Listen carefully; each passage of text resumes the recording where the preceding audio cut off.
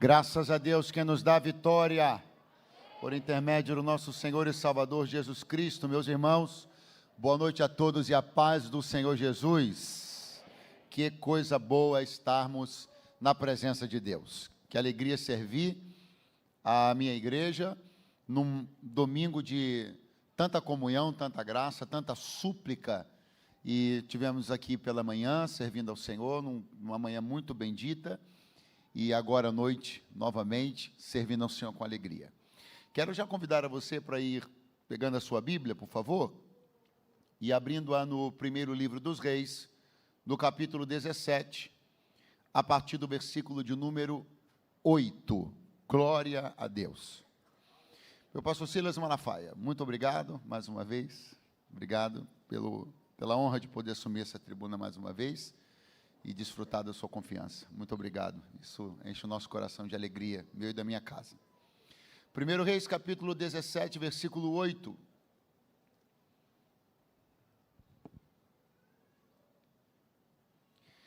Está escrito então: veio a ele a palavra do Senhor dizendo: levanta-te e vai a Sarepta, que é de Sidom, e habita ali.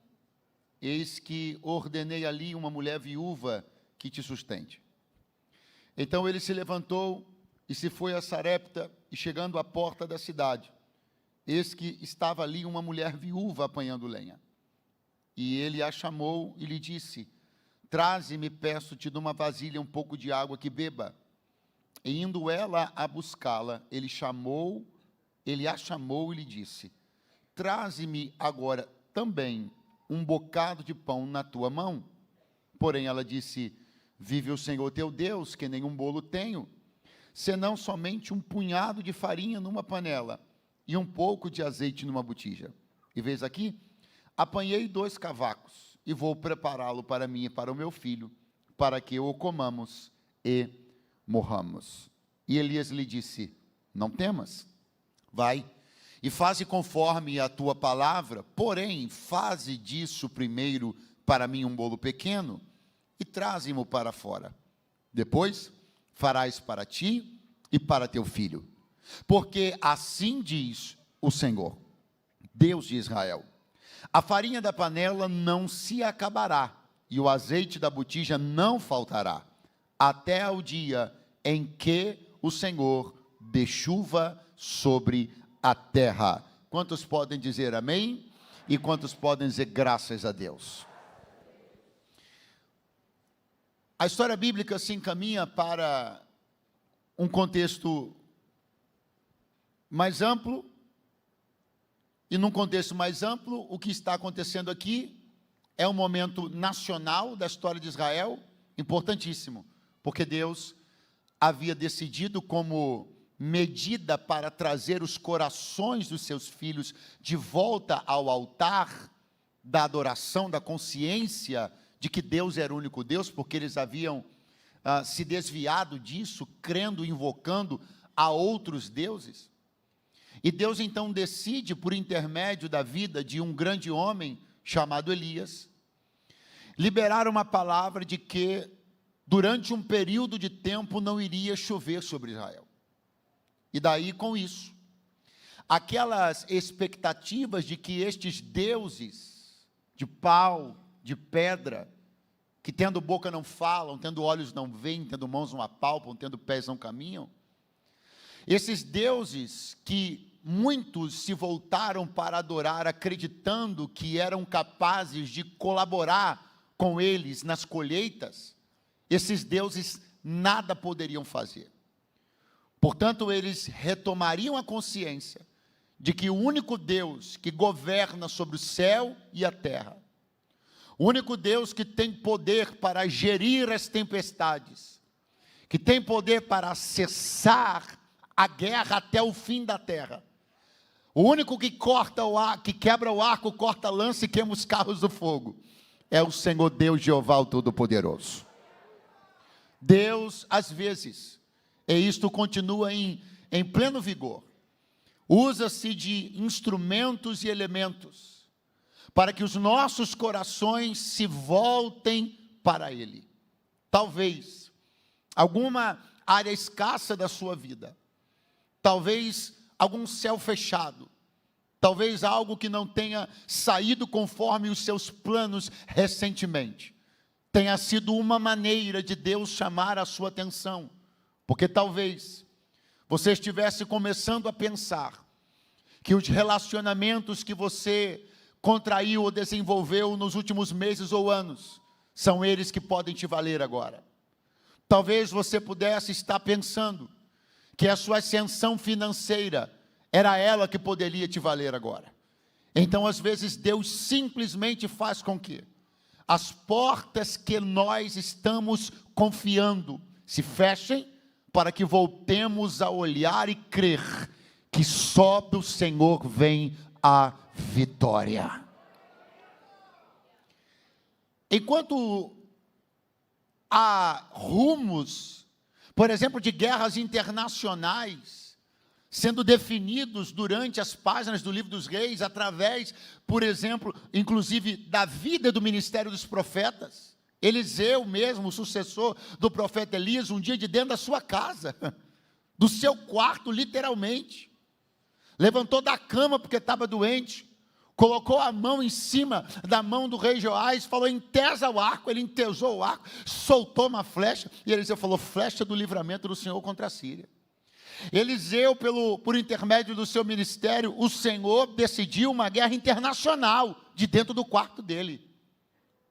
Aleluia, lá nas crianças, um kids, eu ouvi um monte. Deus definiu os rumos de uma guerra internacional, de dentro do quarto de um profeta. E você não está acreditando que Deus pode visitar nem o quarto do lado, por causa da oração que acontece dentro do teu quarto?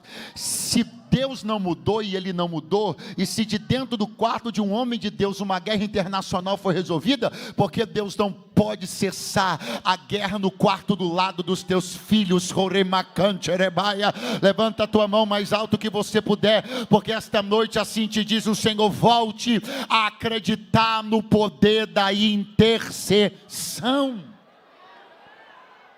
Mas ao mesmo tempo que a Bíblia conta histórias de guerras internacionais, ela também dá-se ao trabalho de narrar histórias que aconteceram em seios familiares.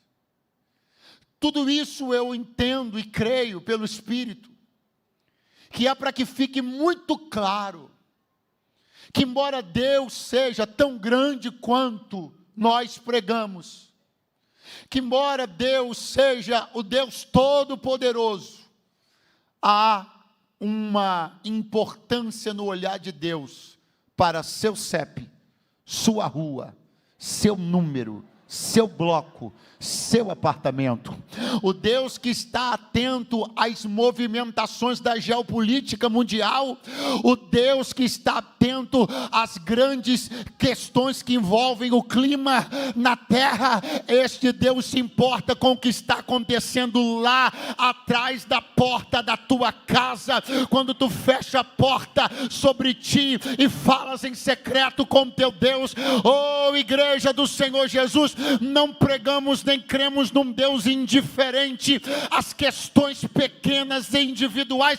Não cremos num Deus que se dá o trabalho apenas de intervir em questões magnas, em questões gigantescas. Ele também está preocupado com teus filhos, teu casamento, tua história. Esse é o Deus da Bíblia. E aí é por isso que nós vamos olhar com tanto carinho, e que a Bíblia vai com tanto carinho contar a história da intervenção. Eu gosto dessa palavra, diga intervenção de Deus, intervenção da palavra de Deus na vida de uma mulher viúva, consequentemente na vida de sua família. A intervenção para modificar um rumo que estava traçado, intervenção para alterar um prognóstico que estava definido, intervenção para fazer com que aquilo que era para ser o fim se tornasse um novo e poderoso começo. O Deus que intervém está presente nesta noite aqui. Eu não sei quais eram as suas expectativas antes desta reunião espiritual começar, mas ainda antes que ela termine, Deus vai redefinir as suas expectativas para o que Ele fará ainda este ano para o louvor da sua glória. E quem diz amém, diga amém para concordar com esta palavra. Chama o Senhor Deus, o seu servo Elias, e diz para ele: levanta-te. Ele estava às margens do ribeiro de Querite, estava ali sendo aperfeiçoado por Deus, vivendo uma fase, uma etapa da sua vida. Diz a Bíblia que quando o Senhor deu para Elias o endereço do ribeiro de Querite, o Senhor deu um complemento e disse assim, e está escrito assim na Bíblia, que fica de frente para o Jordão. Então Elias estava numa porção de água, num ribeiro, de frente para o Jordão. E você sabe que, e se não sabe, saberá agora, que vai parar de chover por causa de uma palavra do profeta Elias. Vai parar de? E aí é apenas uma questão de tempo para que os recursos hídricos comecem a se esvair. Então, onde tem ribeiro, vai secar. Onde tem rio, vai secar. É só uma questão de tempo. Mas entre um ribeiro e um rio, tendo o rio mais volume de água que um ribeiro, quem vai secar primeiro é o ribeiro. E o ribeiro secou primeiro. E Elias precisou então sair dali. E o Senhor disse para ele: agora você vai se levantar. E você vai para Sarepta, que é de Sidom. Eu ordenei ali a uma mulher viúva que te sustente. Pastor, como é que estava a vida de Elias até aquele momento? Como é que era a rotina dele? Vou resumir para você. A rotina dele era a seguinte: ele bebia água do ribeiro e era alimentado, pasme você, por corvos que traziam a ele pão e carne. Deus tem alguns garçons bastante curiosos às vezes. Eu estou falando para alguém aqui que tem sido servido, que viu chegar até si algumas coisas por intermédio de elementos e pessoas improváveis. E eu quero que você, por favor, continue acreditando que o Deus que dá ordens aos corvos também dá ordens a patrões sovinas, também dá ordens a gente que disse não faço, depois que eu soube que é para ela, agora eu não assino. Pois se Deus deu ordens até a animais irracionais, não inclinaria ele o coração de reis e de príncipes, de chefes, de maridos e de esposas para onde ele quisesse, diz o Senhor. Tem uma palavra de Deus para entregar aqui essa noite, e ela é: o Senhor é o mesmo e não mudou. Quando Ele quer fazer chegar para a tua casa, para a tua família, o recurso que você precisa, Ele usa quem Ele quer, do jeito que Ele quer, na hora que Ele quer. Aleluia!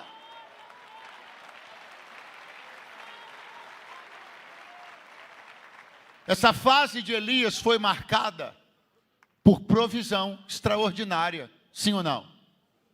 Mas essa fase da vida de Elias, ela padece de uma coisa que todo mundo precisa: convivência. Porque eu não vi na Bíblia que Elias trocava uma ideia com o corvo. Eu não li na Bíblia que Elias e o corvo conversavam sobre qualquer coisa. Elias recebia provisão, mas padecia de algo que, repito, Deus sabe que todo mundo precisa. Pergunte o quê? Convivência, convívio. Exatamente por isso, preste bem atenção como as palavras usadas por Deus em cada uma das ordens dadas por Ele para Elias vai mudar. Quando Deus mandou Elias para o ribeiro, o Senhor disse para ele: esconde-te no ribeiro de Querite. Deus chamou aquele lugar de esconderijo. Esconderijo não é para ter convívio. Esconderijo você não tem as melhores instalações e nem está nas melhores companhias. É para cumprir um tempo, um propósito, uma finalidade. Mas a provisão não falta, mesmo no esconderijo. E aí, quando Deus dá uma nova ordem ao profeta, o Senhor diz para ele: agora levanta-te e vai a Sarepta, que é de Sidom. Eu tenho ordenado a uma mulher viúva que te sustente. O Senhor disse: habita ali. Ao ribeiro, Deus chamou de esconderijo. A casa da viúva, Deus chamou de habitação. Você vai trocar esconderijo por habitação.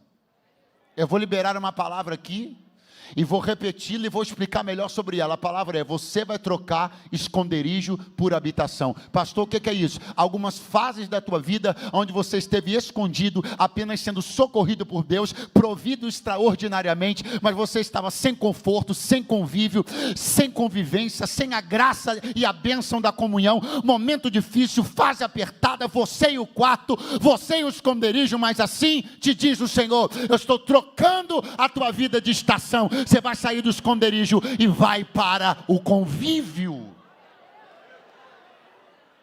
Se nós olharmos do ponto de vista do cardápio, nós diríamos que a vida de Elias piorou do ribeiro para a casa da viúva. Porque no ribeiro, ele comia pão e carne. Na casa da viúva, não há indícios de que havia muita carne, não. Lá parece que a dieta era um pouco mais simples. Lá parece que o mantimento era um pouco mais simples. E talvez você diga: pastor, então a vida de Elias não melhorou. E eu lhe digo que você está errado e explico por quê. Porque você está se orientando por uma tendência, pensar que a vida só melhora quando melhora o cardápio. Mas na vida de quem Deus está orientando, não é o cardápio que diz que a vida melhorou. É quem está sentado à mesa contigo que diz que a vida melhorou. Existem pessoas que continuam comendo a mesma coisa, mas não mais com as mesmas pessoas. Olha quem Deus tem feito sentar perto de você. Olha as mudanças que Deus tem feito em você e em outras pessoas do convívio da sua mesa. Não é o que está em cima da mesa, é quem está sentado na cadeira, que está demonstrando que Deus está trabalhando em avanço e melhoria na sua vida e na sua família. E eu declaro, na autoridade do nome de Jesus, que depois de um tempo de aperto e de dificuldade, Deus vai colocar gente boa, gente honesta, gente solícita, gente abençoadora no seu caminho para conviver com você, e tu glorificarás o nome do Senhor. Elias nem sabia o quanto ele seria servido por essa palavra: convívio, convivência.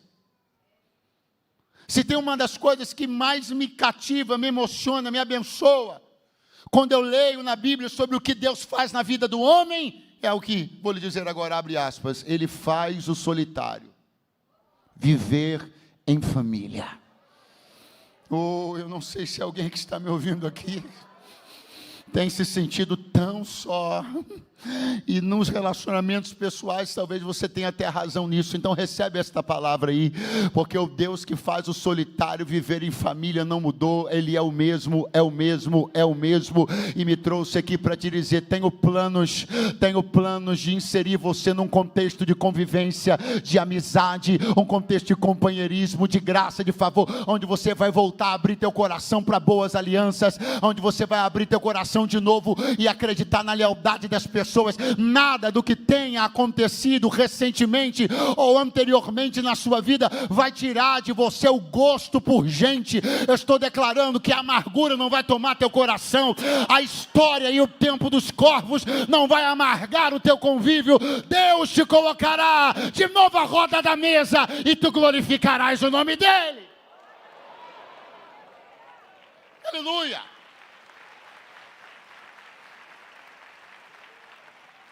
Sob as ordens de Deus, Elias se levanta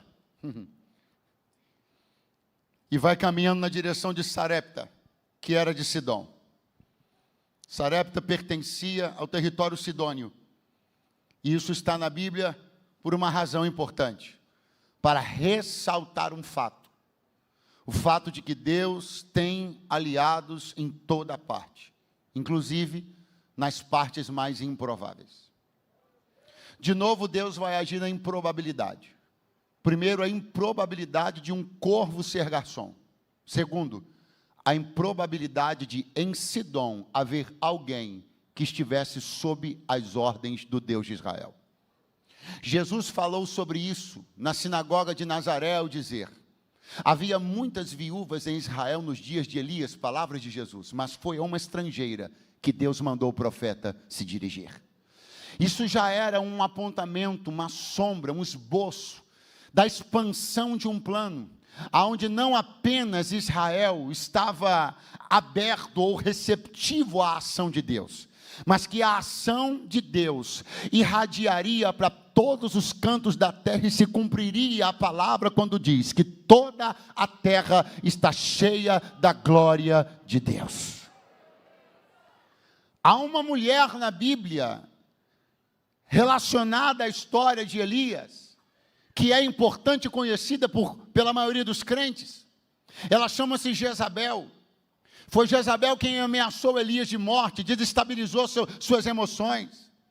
Era Jezabel que influenciava mais negativamente seu marido Acabe contra Elias e contra todos os crentes de Israel. Foi Jezabel que introduziu a cultura aos deuses pagãos, a adoração aos deuses pagãos dentro de Israel. E diz a Bíblia que Jezabel era Sidônia. O que eu estou dizendo para você é que é exatamente do mesmo país, diga comigo, mesmo país. Mais forte, diga mesmo país. Diga mesma região.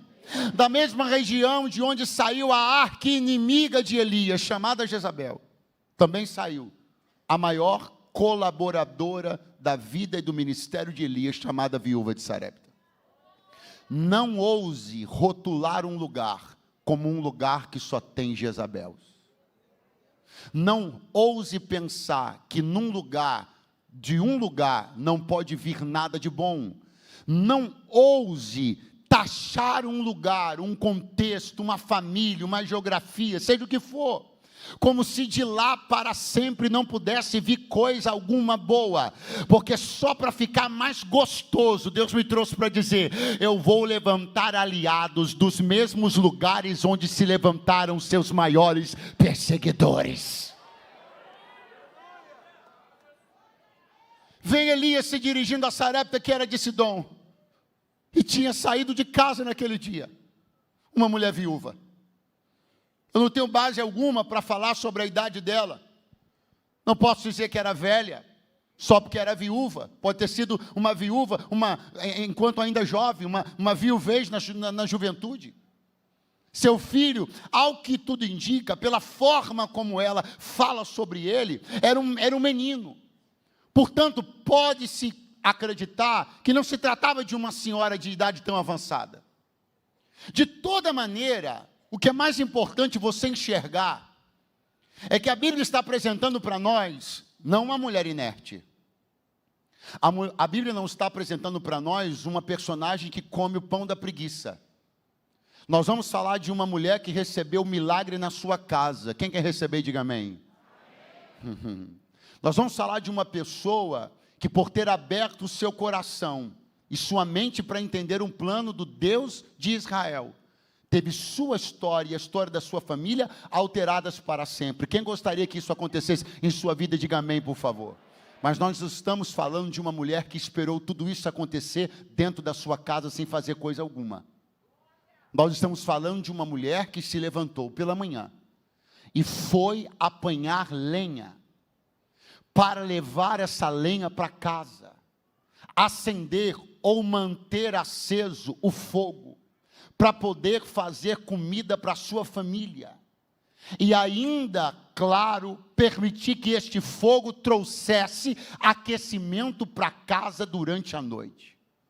Portanto, a pessoa que eu estou vendo aqui, Deus mirar, a pessoa que eu estou vendo aqui, Deus decidir que vai honrar e que vai abençoar, repito, usando um termo bíblico, não é uma comedora do pão da preguiça.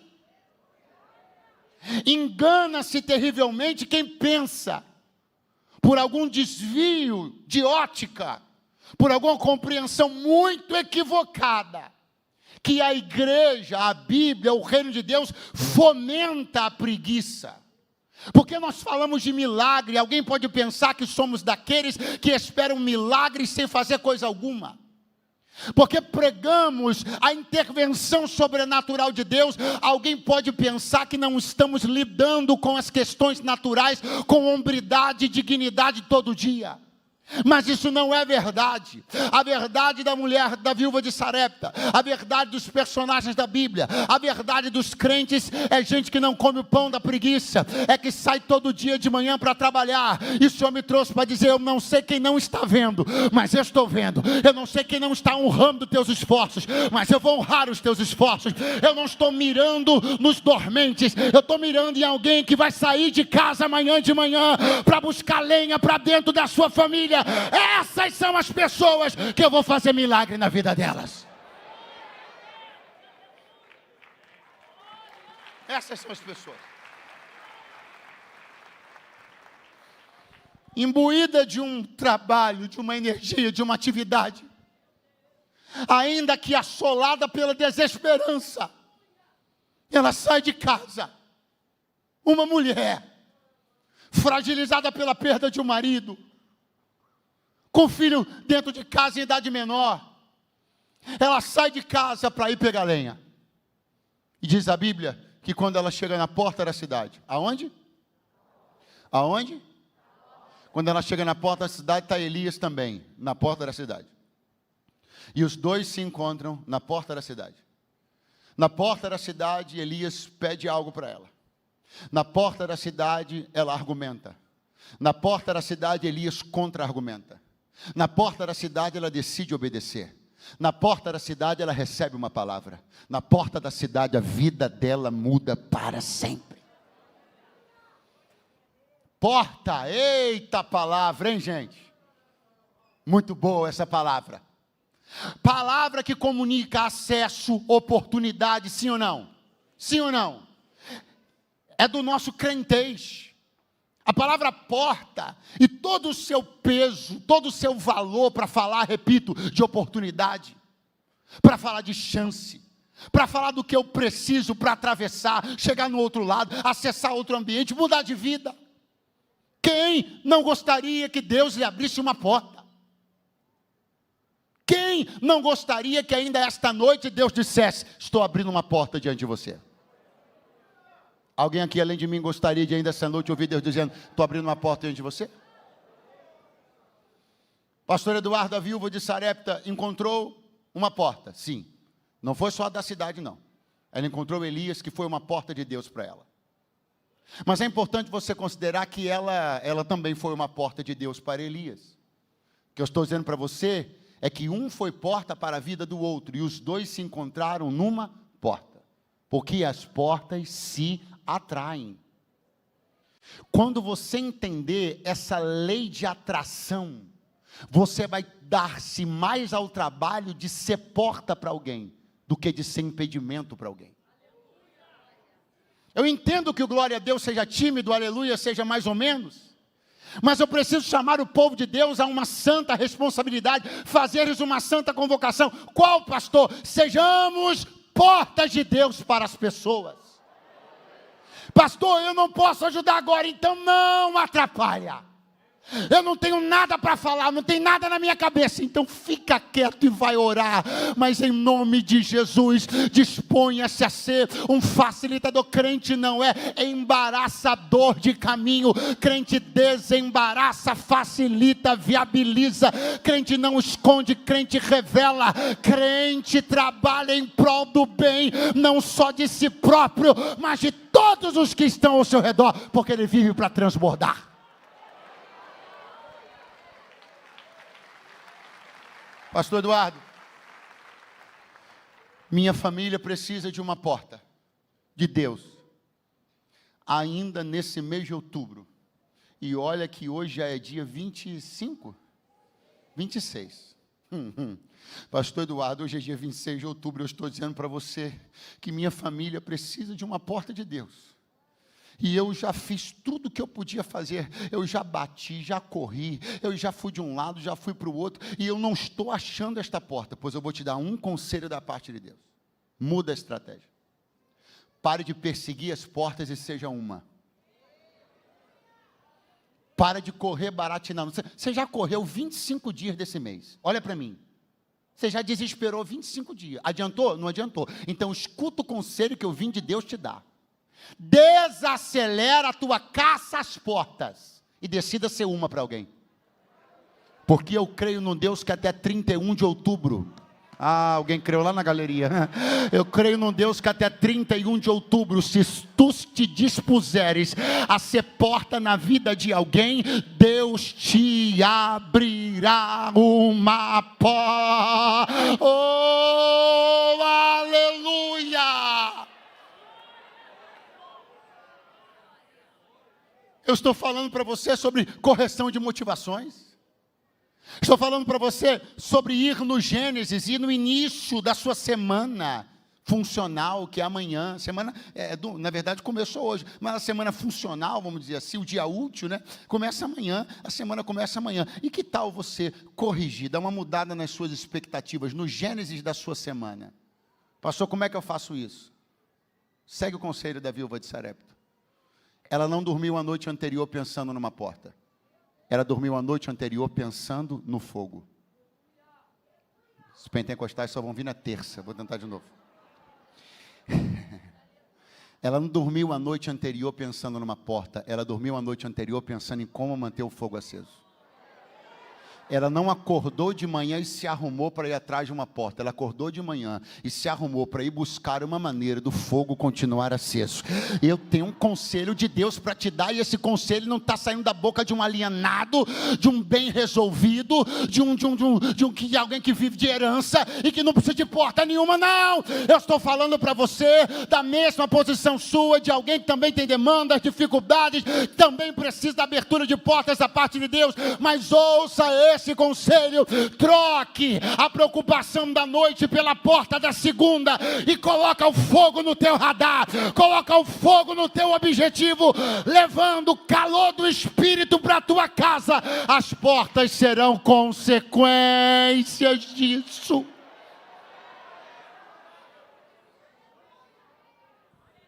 O profeta Elias vai olhar para ela, e por ele ter ouvido, ele tinha ouvido, né? Ele tinha ouvido Deus dizer assim para ele: eu dei uma ordem para uma mulher viúva que sustente. Deus disse para ele: eu dei uma, muito fraco, eu dei uma. Então ele chegou ali sabendo, ela já está debaixo de uma ordem de Deus. Já está debaixo. Se ela está consciente disso nesse momento ou não, eu não sei, mas que ela já está debaixo de uma ordem de Deus, ela está.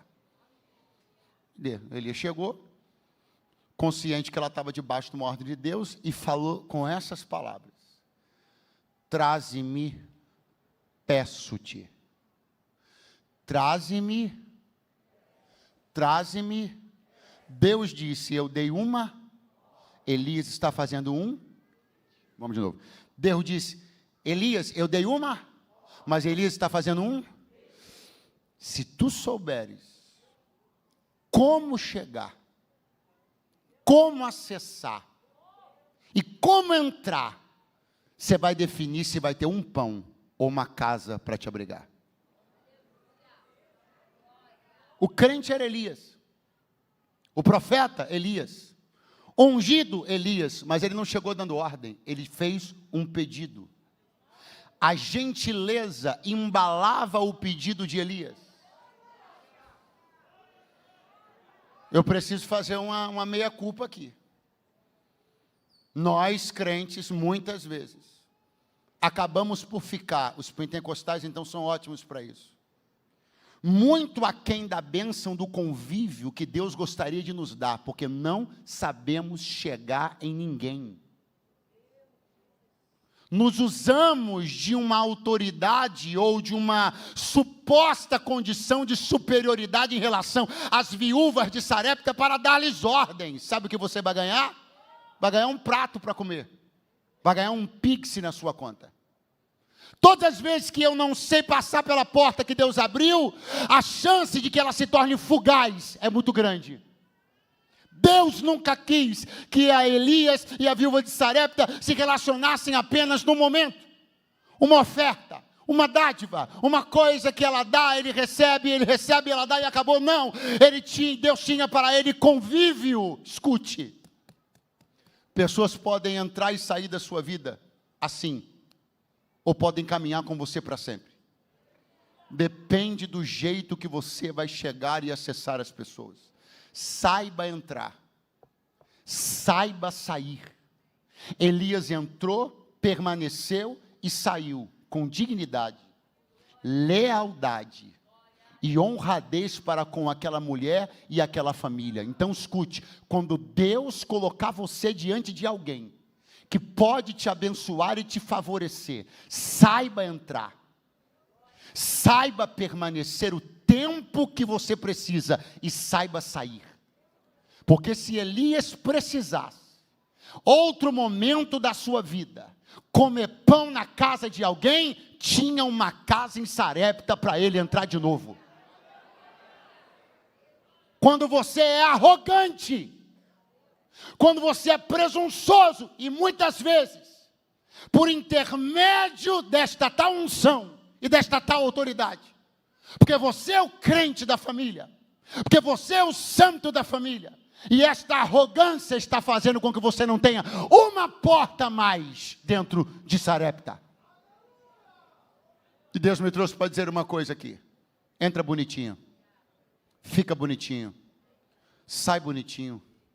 Deus te abriu uma porta com um empresário, entra bonitinho, não faz graça não, não faz coisa feia não. Deus te abriu uma porta, Deus colocou você no coração de uma pessoa. Você chega atrasado todo dia, sai a hora que você quer, só porque o cara é bom, só porque o cara é generoso com você. Você mete atestado médico um atrás do outro, seu cara de pau. Deus colocou pessoas generosas na sua vida e você está enfiando o pé na porta. E o Senhor Deus está te dizendo: se você enfiar o pé na porta, ela vai abrir, você vai comer uma vez e não vai ter nunca mais. Quero te dar a bênção do convívio. Ou alguém pode levantar as mãos? Quero te dar boas relações, aleluia.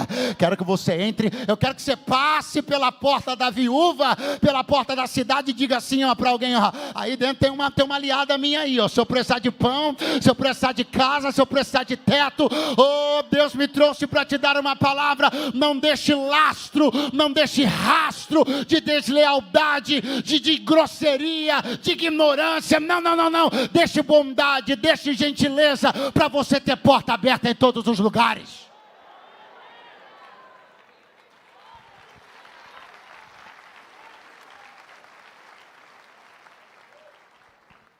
Você está com a visão para abrir um negócio? Sai com dignidade. Do empregador que sustentou você e tua casa esses anos todos. Chama ele para conversar, seja digno.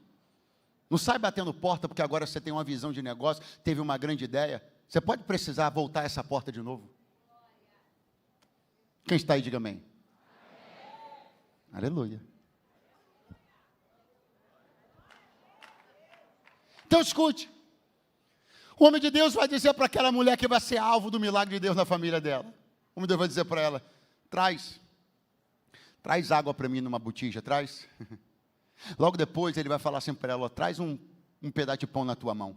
Eu gosto muito de perceber como Elias, ele faz duas designações muito específicas. Ele diz assim para ela, ó, a água você traz na botija, o pão você traz na mão. É muito simples, mas não é simplório. É simples, mas tem uma lição aqui poderosa que vai te ajudar e vai te abençoar. O que Elias está dizendo? O pão você consegue carregar com a mão.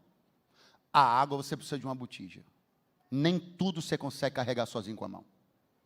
Existem algumas coisas que para não escorregarem pelos teus dedos, você vai ter que usar algum recipiente. E eu olho para algumas pessoas, eu percebo como elas não percebem como Deus é generoso, dando tanta botija, e querem carregar a água na mão e perdendo pelos dedos. Porque às vezes eu prefiro pegar a água do meu casamento nas minhas mãos, batendo o peito e dizer, eu vou carregar isso aqui, do que eu procurar o meu pastor, procurar um líder de família e utilizar uma botija para carregar uma água que, se eu tentar sozinho, vai escorrer pelos dedos. Você tem sabido se utilizar de toda a ferramenta e recurso que a igreja de Jesus apresenta para você, como aparelho, como ferramenta, para o seu aprimoramento, desenvolvimento, ou você está matando todas as bolas do peito? e acreditando que pode carregar sozinho esse punhado de água na mão com tanta botija que Deus colocou perto de você para te ajudar. Estou falando para gente aqui que andou perdendo muito recurso, e não é só financeiro não, saúde, alegria, carinho e amor no casamento, boa relação com os... Perdeu tanta coisa, porque está tentando carregar tudo com a mão sozinho, e está vazando pelos dedos, desperdiçando no meio da rua, quando Deus te favoreceu de tantos apoios e amparos, que poderiam estar te ajudando a carregar essa carga. Dada essa direção, a mulher vai sair para pegar a água, e ele vai dizer, olha, traz também. Eu gosto dessa palavra, diga também, porque é aqui que o caldo engrossa. O item número 1 da lista tinha um nível de certa facilidade, porque não chovia em Israel, mas em Sarepta chovia, então a água não era um problema. Mas quando Elias disse também, o caldo engrossou. E eu sei que estou falando para alguém essa noite aqui, que começou a contorcer o negócio. Você começou a ficar meio contrariado com Deus, quando Ele disse, faz também, traz também, perdoa também, aceita também, abre a porta também, acredita também. Os pequenos, ou melhor, os primeiros itens, nós entregamos e executamos num nível de certa facilidade. Mas é quando Deus coloca o também, que Ele mexe com uma coisa que te custa. E quando Ele mexe com uma coisa que te custa, é que você está no limiar de uma decisão sem perceber. Você está no vale da decisão. Ou você corta em si próprio, deixa custar e obedece a Deus, e Ele faz o milagre que você não faria sozinho. Ou você resiste, argumenta, faz birra, e vai ter nesse bolo o último que você vai comer na vida. Resistência é indicada na Bíblia para uma ou para com uma pessoa. Diz a Bíblia, sujeitai-vos, pois, a Deus, resisti ao diabo, e ele fugirá de vós. A Deus, sujeição, melhor dizendo, ao diabo, resistência. Só que tem gente que parece que está invertendo as coisas. Está se mostrando sujeito às ideias do diabo e resistindo aos pedidos de Deus. 2 glória a Deus e um aleluia lá no cachorro-quente da esquina. Acorda a pessoa que está do teu lado, e dá uma acordadinha nela, diz assim, sujeita-te a Deus, resiste ao diabo. Não resista a Deus não se resiste. O que Deus está te pedindo, entrega. O conserto que Deus está te chamando, faz. O perdão que Deus está te chamando para entregar, entrega. Pastor, mas eu tenho razão. Não é sobre razão, é sobre não resistir ao que Deus está mandando. Pastor, mas tem uma história, depois você conta ela, só vai agora e apressadamente cumpre, porque quem está perdendo tempo é você, quem está colocando mais agravo sobre a crise é você, a vida que está parada é a tua, o casamento que não anda é o teu, o negócio que está emperrado é o seu. Então não é sobre ter razão, é sobre não resistir ao que Deus está mandando fazer. Ela olhou para ele e disse assim, vive o Senhor teu Deus, eu não tenho nenhum bolo. Está vendo aqui? Apanhei esses 2 cavacos. Os cavacos são as toras de lenha. Apanhei esses 2 cavacos. Sabe o que eu vou fazer? Eu vou para minha casa. Eu vou fazer um bolo para mim e para o meu filho. Sabe o que vai acontecer depois? A gente vai comer e vai morrer. Eles olhou para ela e disse assim, entendi. Eu acho que ela olhou para ele e disse assim, ele vai desistir. Ele vai me pedir até perdão.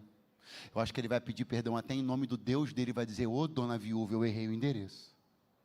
Ô dona viúva, a senhora realmente não tem condições de me ajudar. Ô dona viúva, Deus deve ter errado o CEP.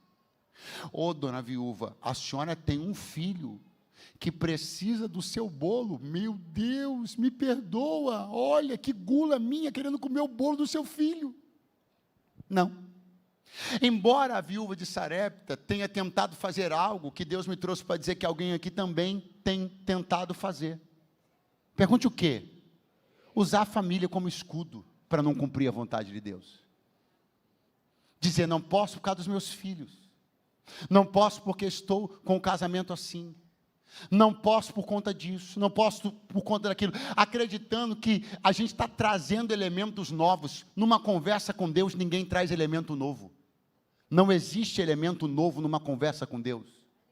Quando Moisés falou que não podia, pelo que não podia, isso não foi um elemento novo. Deus sempre soube o que ele podia e o que ele não podia. Escute uma coisa que eu vim de Deus te dizer: não tem elemento novo numa conversa entre você e Deus. Ele já sabe tudo, teu limite, tua capacidade, tua pequena força, mas ainda assim ele me trouxe para dizer: eu não vou desistir de requerer de você o que estou requerendo, porque isso é para o teu melhoramento, aprimoramento, é a chave da mudança da tua história e da tua casa. Está na aceitação que você vai dar ao meu projeto e não na tentativa de me fazer desistir dele. Elias vai dizer, então você vai fazer o seguinte: faz desse jeito que você falou até certo ponto. Só muda uma coisa: assim que o bolo ficar pronto, traz primeiro para mim. E eu não sei se você percebeu, mas tem uma chave que já virou. Porque quando ela falou sobre o bolo, ela disse, vamos comer e vamos morrer. Portanto, ela constituiu aquele bolo como sendo vamos de novo. Ela disse, vamos comer e vamos morrer. Então, na boca da viúva de Sarepta, no seu coração, emoção, sentimento, perspectiva, aquele bolo era Elias disse assim, pega esse bolo, que você chama de último, e traz para mim primeiro. Porque isso aqui é inflexível. Depois do último não tem nada, mas também isso aqui é inflexível. Depois do primeiro, obrigatoriamente tem que vir mais um. Então o que o homem de Deus estava dizendo para ela, é o que eu vim de Deus aqui dizer para você. Na tua mão, sob o teu governo, na tua gestão, se você decidir peitar isso sozinho, tem nome, é o último. Depois não vem mais nada, é o fim da linha. Mas se tu tiveres coragem de entregar isto na mão de Deus, este último se fará o primeiro de outros que virão depois. Vai lá, disse Elias, faz o bolo e traz aqui fora para mim. Diga logo após mim, vai lá, faz o bolo, traz aqui fora. Você percebeu uma coisa ou não? Elias negou-se a acompanhá-la até em casa. Elias negou-se a ir lá supervisionar o preparo do bolo. Elias não criou nenhum ambiente de supervisão e nem de pressão para conferir se ela ia dar a oferta. Elias disse, a palavra é essa, a senha é essa, se tu quiser vai e cumpre, eu vou ficar aqui fora te esperando. Porque aquilo que nós dedicamos a Deus, e que terá de fato impacto transformador sobre a nossa vida, não é aquilo que fazemos por força de pressão e nem de coação. Aquilo que fazemos para Deus, que terá de fato poder para mudar a nossa vida e a nossa casa, é aquilo que fazemos na beleza da espontaneidade. Eu quero dizer uma coisa para você: fuja de todo e qualquer ambiente de coação e de pressão. Se você está vendo na TV, na internet, se passou por algum lugar, e eu digo isso aqui na autoridade do nome de Jesus, se você teve acesso, se te ligaram, se te abordaram, estabelecendo qualquer nível de pressão para você entregar qualquer coisa, repute essas pessoas como não sendo enviados de Deus, porque o profeta de Deus, o homem de Deus, o líder espiritual não impõe ambiente de coação e nem de pressão para oferta de viúva nenhuma. O que você entrega, o que eu entrego, o que nós entregamos tem poder para mudar a nossa história, porque fazemos porque desejamos fazer para Deus. Cuidado! Cuidado, porque o espírito do falso profeta está a todo canto, em toda a rede, está na rede social, está no YouTube, está nas portas, está nos auditórios. O espírito do falso profeta, que acompanha a viúva até dentro de casa, supervisionando, coagindo, pressionando, para que oferta seja entregue, para que dádiva seja entregue. E aí as coisas não andam, não mudam, e alguém não entende por quê. Porque não há espontaneidade, não há beleza e não há princípio nem fundamento espiritual. Ele diz: eu estou te esperando aqui fora, porque eu tenho uma palavra para você. Assim te diz o Senhor. A farinha da panela não vai acabar. E na botija o azeite não vai faltar. Até que chova de novo sobre a terra. Repete comigo: assim diz o Senhor.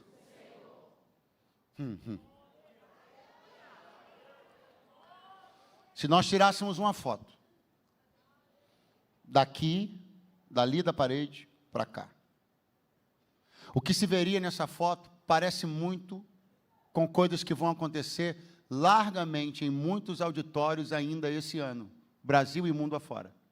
Se nós tirássemos uma foto, teria uma pessoa de pé num palco, estou usando um nome técnico, ok? Com o microfone na mão, um traje mais distinto, uma plateia sentada, e aparentemente todo mundo está ouvindo. E essa cena retratada na foto seria muito parecida com tantas e tantas outras fotos, de outros auditórios com outros homens com o microfone na mão. Só tem uma coisa que difere essa reunião de outras tantas que estão acontecendo no Brasil e mundo afora. Aqui tem o assim diz o Senhor.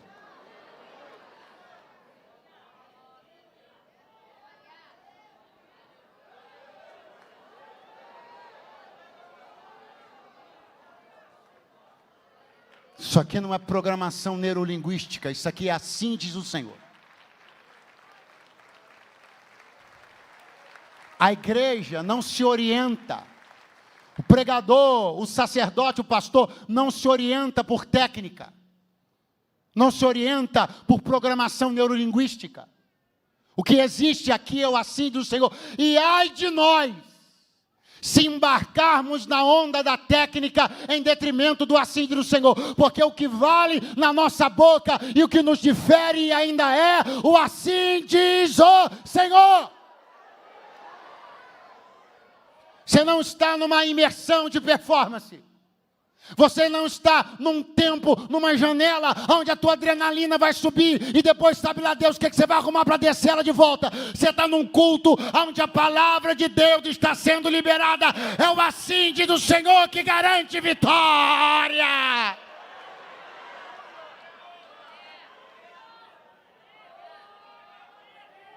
Não sou eu. Não é a minha intelectualidade, Elias poderia dizer.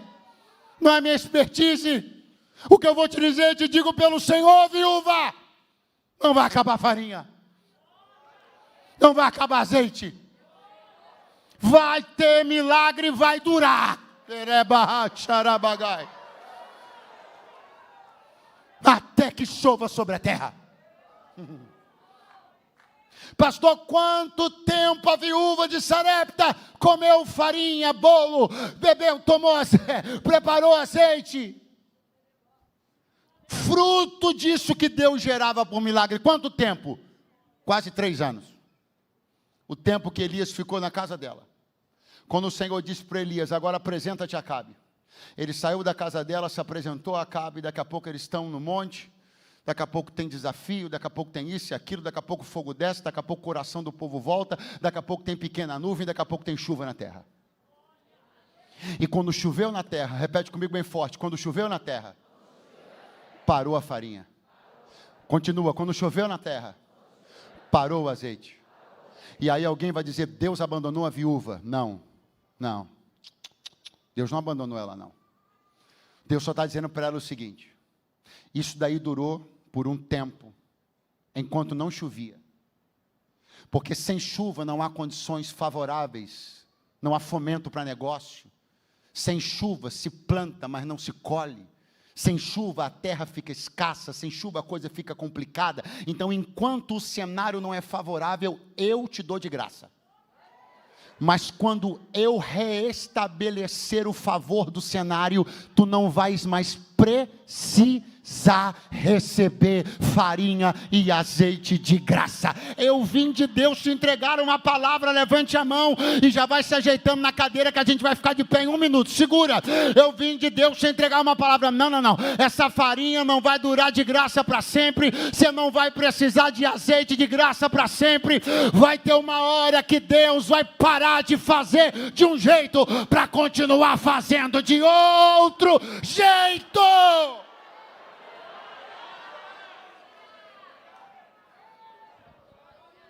Tirar a farinha e o azeite depois da chuva é Deus dizer: agora você e seu filho podem sonhar, empreender, trabalhar e botar azeite e farinha dentro de casa. Pastor, o sonho da minha vida é viver até meu último dia com farinha e azeite de graça todo dia. Você não sabe o que está pedindo. Vai por mim. A sua dignidade iria para o ralo em menos de 1 ano. A sua dignidade não suportaria ser assistido de forma continuada até o resto da sua vida. Tem uma hora que, do mesmo jeito que o pai tem que desparafusar a rodinha da bicicleta, Deus também tem que cessar azeite e farinha de graça. Tem uma hora que Deus precisa desparafusar a rodinha da bicicleta, o apoio, o amparo que foram necessários por um tempo, devido ao desfavor das condições ao redor, mas aí Deus tem que tirar a rodinha da esquerda, a rodinha da direita, botar a mão nas tuas costas e dizer: vai, porque eu sou contigo, estou daqui te olhando, estou daqui te cobrindo, se tu cair, eu te levanto, eu sou teu pai.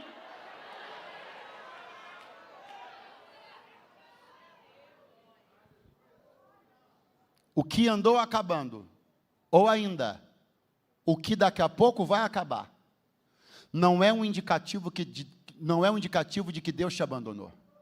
É um indicativo que Ele continua com você de um jeito diferente a partir de agora.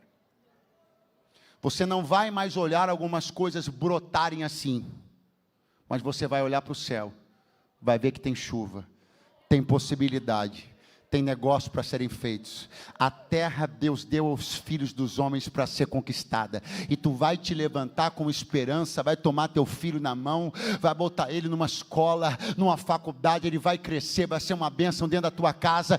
Essa farinha, esse azeite que te sustentaram por um tempo, você será o provedor dele, você, Deus e a chuva. Quem está me ouvindo, esteja de pé do seu lugar agora com uma palavra de glorificação ao nome do Deus que sabe a hora de fazer o milagre cessar. Repete comigo: quando Israel entrou na terra prometida, cessou o maná. Já leu isso na Bíblia? Maná, de graça, extraordinário, todo dia. Pois quando Israel colocou o pé na terra prometida, Deus fez assim com o maná. Deus desamparou seu povo? Não, era só Deus dizendo: quem está na terra que mana leite e mel, não precisa mais de maná. Se você discernir o lugar que Deus vai te dar acesso, você não vai sentir falta de nada do que Ele te dava antes.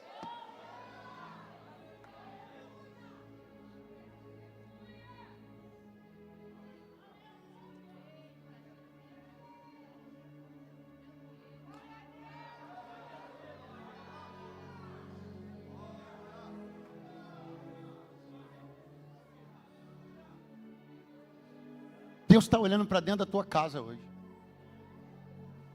Deus está olhando para dentro da tua família hoje. E Ele está dizendo a alguns corações de forma muito particular esta noite aqui: sou Deus do teu vizinho, de quem você ouve as músicas dos crentes, mas ainda não sou teu Deus. Quem sabe sou Deus da tua mãe, que ora por você incessantemente, mas ainda não sou teu Deus. Sou Deus da tua avó, que tem comigo um lastro e uma história de lealdade, de entrega e de consagração, mas isso não faz de mim seu Deus. Não existe efeito colateral, não dá para franquear nem para dividir, cada indivíduo tem sua aliança com Deus. Nessa história, a viúva de Sarepta começou dizendo: vive o Senhor teu Deus. Mas no final ela disse: estou vendo que tu és profeta e que a palavra de Deus na tua boca é verdade. Porque tem uma hora que você precisa parar de olhar o Deus das pessoas e começar a ter Ele como teu Deus. E a verdade é que algumas pessoas queridas, preciosas, que entraram por essas portas essa noite, ainda não podem dizer que este Deus Todo-Poderoso é o seu Deus. Pastor, eu posso sim, não só posso, como faço, como vou dizer, é meu Deus sim. Isso não é uma questão de uma apropriação sua, por suas regras. A Bíblia deixou muito clara a forma como a coisa acontece. Não é chamado filho de Deus quem se auto-intitula. Ganha o poder de ser feito filho de Deus quem recebe seu filho Jesus como Senhor. Não é um jargão, não é uma frase, eu também sou filho de Deus. Será que é? Já confessaste a Jesus Cristo como teu Senhor? Já compreendeste que Ele é o único mediador entre Deus e os homens? É o nome dele, o único nome a quem você reputa as suas vitórias, é o único nome que você clama no dia da dor, ou ainda há outros nomes que frequentam sua boca? É o altar dele, o único lugar em que você comparece em devoção, ou você ainda se curva diante de outros altares? Porque caso isso esteja acontecendo, eu preciso lhe ser franco ao dizer: não, Deus ainda não é o seu Deus. Mas isso pode mudar hoje, aqui e agora. Porque o Senhor está mandando eu te dizer: eu quero ser o teu Deus. O Deus que faz o solitário viver em família. O Deus que é pai de órfãos e marido de viúvas. O Deus que ampara o desamparado, acredita no desacreditado. Ele quer ser o seu Deus. Eu não sei em quem você investiu para ser seu amigo e não quis, mas Deus quer ser seu Deus. Eu não sei quais foram as networks que você tentou fazer e não deram certo, mas eu sei que Deus quer ser o seu Deus. Eu não sei com quem você flertou e não deu nem bola para você, mas eu sei que Deus quer ser o seu Deus. A companhia mais importante, a presença mais poderosa, está acessível a quem quiser.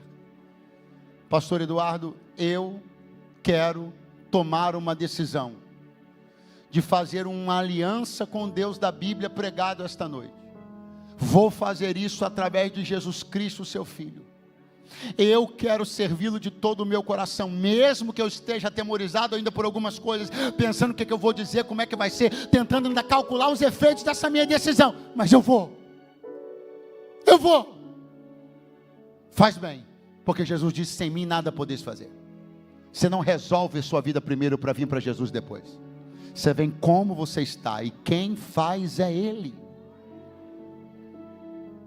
Aonde está a primeira pessoa dessa reunião de domingo à noite, que decide hoje fazer uma aliança com Deus? Sai do seu lugar e vem aqui. Pronto, está chegando uma querida aqui conosco. Se você está perto de alguém que você trouxe, um amigo seu, um parente seu, que tal você que tem um olhar mais conhecido dele, uma voz que ele já conhece? Que tal você perguntar para ele: você não quer ir lá hoje fazer uma aliança com Jesus? Fala para ele assim: eu vou com você. Fala para ele: você não vai sozinho, não, vou te acompanhar. Fala para ele. Você pode pedir licença para a pessoa que está do seu lado, ela não vai se incomodar. Você pode sair do seu lugar e vir aqui agora. Pastor, não posso fazer isso daqui de onde eu estou? Não pode não. Isso é sobre comparecimento, uma decisão que move o teu corpo na direção da presença do Senhor, do altar de Deus. Você tem que ser, isso tem que ser testemunhado. Vamos e convenhamos, meu irmão. Tanta gente já testemunhou coisas lamentáveis que você fez. Você está preocupado de que testemunhem a decisão mais inteligente da tua vida? Você não deveria estar preocupado com isso? Que bom que tem tanta gente para testemunhar o dia que a tua vida começou a mudar de verdade. Sai do seu lugar agora e vem aqui no altar, eu quero orar por você. Tem uma senhora vindo lá no corredor. Eu vou esperar você chegar aqui.